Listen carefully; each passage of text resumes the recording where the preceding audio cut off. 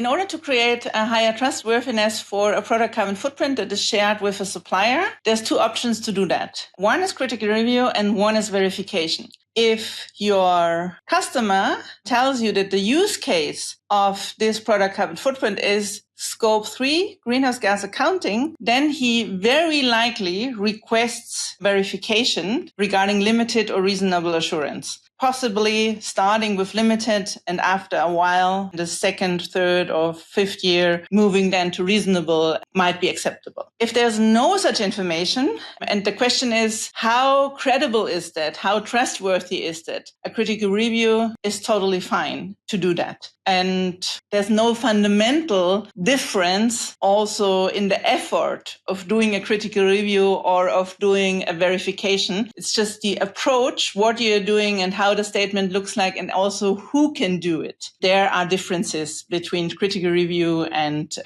verification. Among the differences are verification is typically done by verification bodies that are accredited in a certain type, or by public accountants. When we talk about verification, there's no such thing like, I have the experience and I can say as Martina from IPOINT, I'm your verifier. I have experience and I have experience with LCA, and so I can be a critical reviewer and have done that, and that can also be done by individuals. Typically, verification bodies with the experienced staff have to be appointed by a certain program with a certain acceptance criteria that they can act as verifiers. Mostly today, verifications are done by TÜV companies like TÜV Nord, TÜV Rheinland, TÜV Süd, or SGS, or by public accountants like PwC, Deloitte, KPMG, and so on. So typically verification is done by these, but all this field is also a little bit in movement,